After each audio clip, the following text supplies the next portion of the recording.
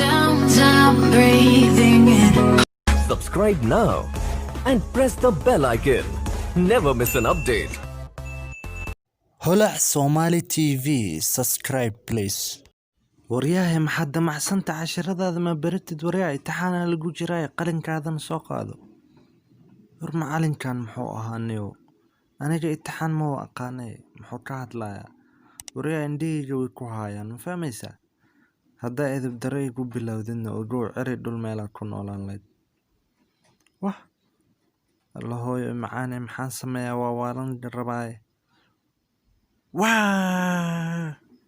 hadda imtixaankii wuu dhammaaday wax natiijana ma haayo waxbana maana qoranin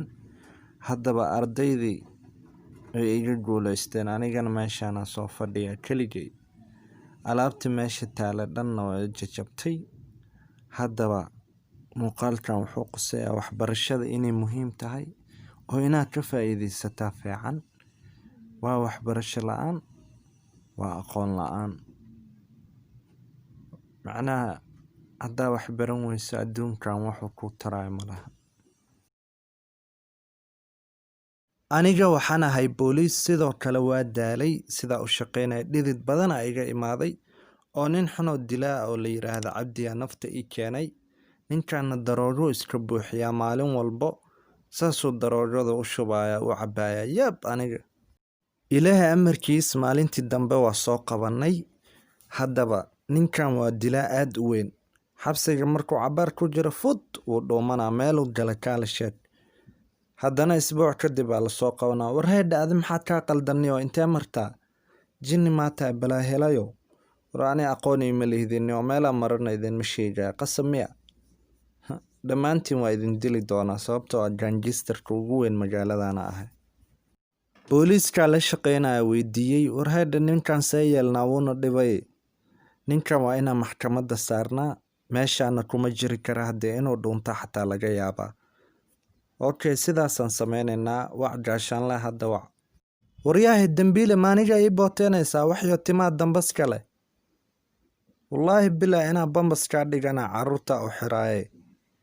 war aniga waa ku dilayaa taasna ballanaad ku qaada meelaa galleed sii qodo waryaahay isbatoore dhima hadda saacaddan la joogo waa ka xunnahay askarigiina waa la dilay oo ninkan xabad kale uu wataba askari kalaana soo socday guduhu gashtay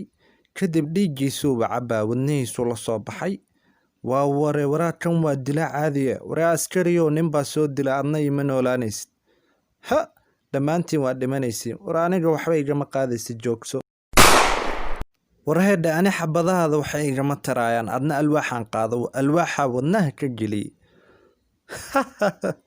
waa inaa aadaa shaleemada saacaddan hadda xorriyadda helay warnio ani hore kuugu sheeganio meeshaan inaan kusii noolaan karin